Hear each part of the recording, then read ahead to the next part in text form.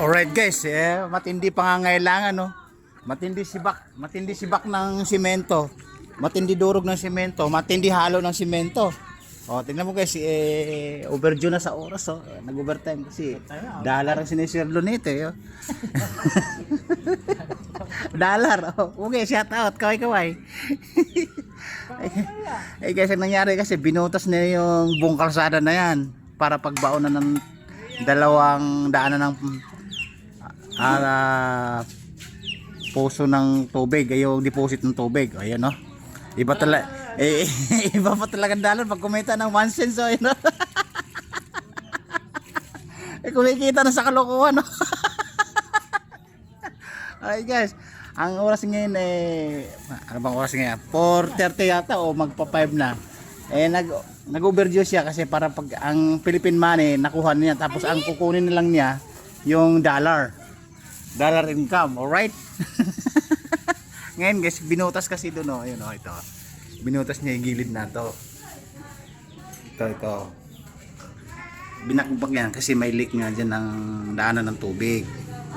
Tapos sinimento. Ngayon naghalo siya ulit para mag-flooring, alright? Ayan o. Nakita mo yung nakapalang na gano'n. Alright. Ayun o. Ganyan nakahaba. Ayan dan. Ay, pagkapos mo bro na May sumobra. Hindi lang yan. Damay mo na. Iba talaga pag galit sa dollar, ano? Nag-uumpisa na sa 1 cents eh. Sumipag eh. Nakita yung 1 cents. Yung bang may ano doon. Nakapalang napapasok ko lang wa. Hindi guys, mga bida-bida to. Mga ayan, nakapamaywang. Anak ng isang engineer, isang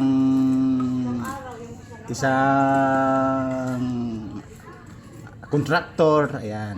O, ayan babali, walang halo na ghost project yan ah. Kasi nag-trending yan eh.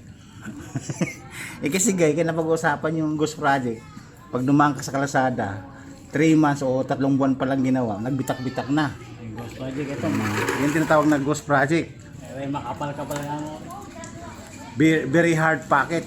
Pero kulang sa timpla, kulang sa ayuda. Ayun no. Oh, tabi. Baka pang may ghost project yan, kitang-kita yan, nakaka-income tayo. Marami akong meron na. Yan, daming marites oh. Again guys, yan yung dating instant man.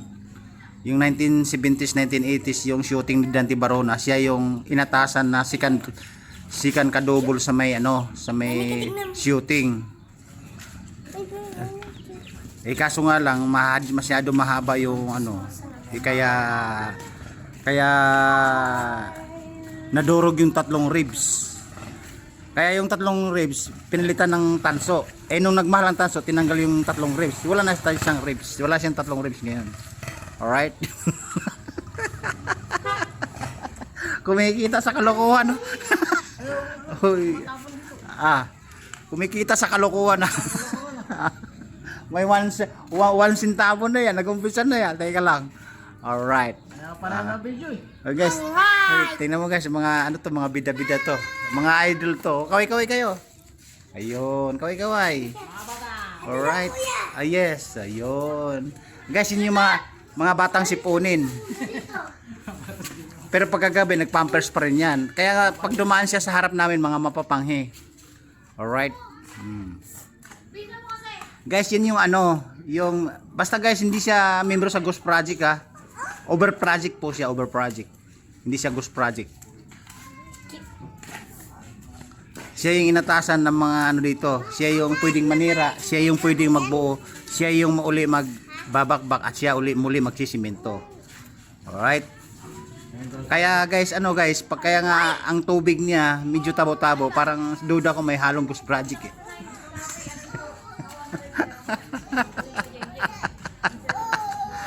Kasi minsan yung kasama ko madalas guys na magde-deliver ng karton sa may items ng kumpanya namin. Kaya na-extra siya ngayon dito kasi nga dati nga siyang foreman. Tapos naging stuntman, nadurog yung 3 ribs. Nadulog yung 3 ribs kaya nauwi siya sa foreman to ghost project, alright? Yun, saan ba tatakip yan? Ha? Sa loob? Hindi, rin. Dito? Oo. Dito. Ibig sabihin tatakpan na siya. Dyan pala kasi purpose dyan. Ano yan? Para maganda yung landing ng pag-ahon ng single. Alright? Dahil landing meron pa. Guys, tandaan mo tandaan nyo, hindi siya membro sa Ghost Project. Hindi siya membro sa Ghost Project, more project po siya ang tinatanggap. Alright?